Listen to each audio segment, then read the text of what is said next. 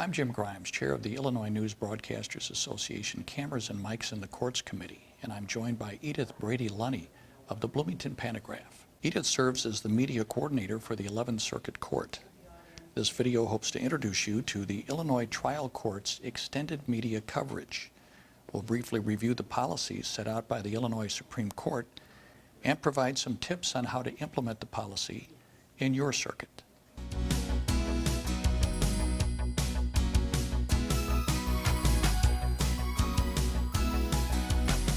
So what is extended media coverage? Extended media coverage allows for media recording or broadcasting of court proceedings by television, radio, photographic, and print sources.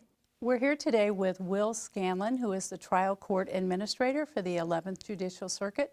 Will helps us in administering the program that brings audio, still cameras, and television cameras into the courtrooms. My job is to coordinate the media's presence in the courtroom and understand the nature of the case, work with court security to get the media personnel into the courtroom and balance the issues the court has with the fairness of the trial and the defendant with the right of the media to attend.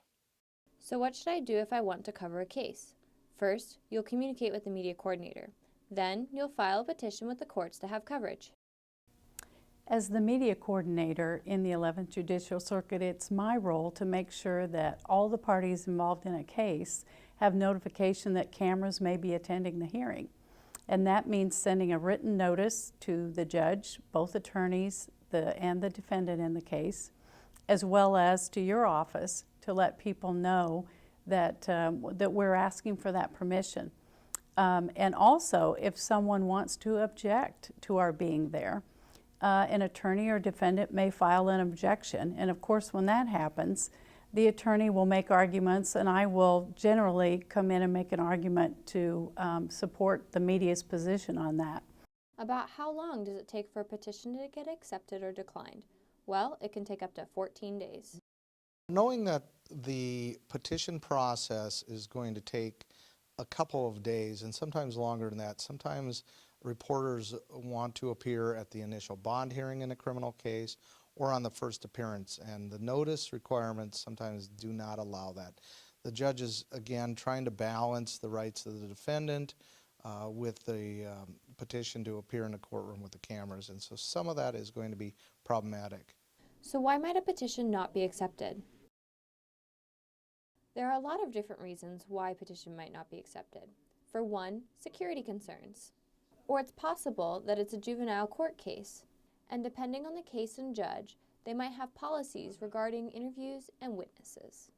One of the other things that reporters should be aware of is that there are often security issues involved in cases, cases involving gangs or drug sales or other instances where court security may have a concern about the persons who are attending or the security of the defendant appearing in the courtroom need to be taken into consideration. What do I do next if my petition is accepted by the judge?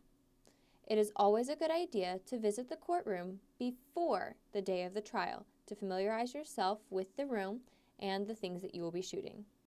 That visit, that work before the hearing is crucial, and sometimes there isn't going to be time or energy invested in that, but it will pay off in the end if you regularly attend court proceedings in a facility to spend an hour setting up the camera, shooting from different angles, and then showing that film to the state's attorney, public defender, bar association judge, so they understand what it's going to look like when it's on, when it's broadcast.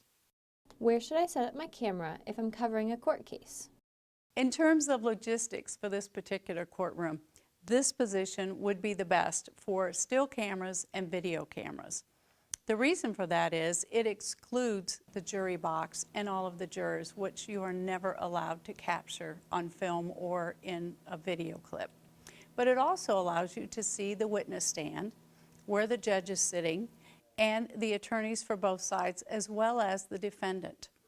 And it will allow you to capture footage of the defendant as he or she enters and leaves the courtroom. For example, these photographers were able to capture the courtroom, get shots of the judge, defendant, and prosecutor without getting the jury box. As you can see, having the proper position in the courtroom makes all the difference. Sitting close to the jury box allows you to show the public what they need to see while still excluding what you're not allowed to show them. Now, won't my equipment be distracting to the proceedings? They have absolutely not been distracting to anyone. We have had highly publicized trials, and we have had both video and still photographers in here, and they have not been any concern in terms of a security standpoint, and they have not interrupted a trial, nor has a juror or a witness generally expressed that they could not perform because a camera was present. Other than the jury box, is there anything I'm not allowed to shoot? Most juvenile proceedings are not going to be allowed to be covered with very few exceptions. Family court proceedings are not allowed to be covered. Many courthouses, many judges have policies regarding interviews of witnesses or persons who attend the trial in the public hallways immediately adjacent to the courtrooms. And there should be a space for interviews that can be designated by either court security or the sheriff or the court. Is there anything else I should know before covering a court proceeding?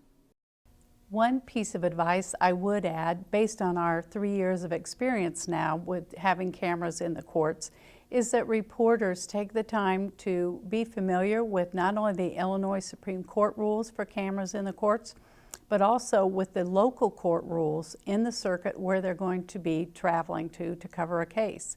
You'll need to know whether or not you're going to have to manage the filming in a courtroom that is going to be, every seat is going to be filled, or you're going to be alone in it, whether or not there's going to be a heavy security presence that's available, whether or not you need to set up well in advance, or other considerations that may come into play. Will, thanks very much for taking the time to talk to us today about the program. This program was made possible by Illinois State University's TV10 and produced by Carly Gray.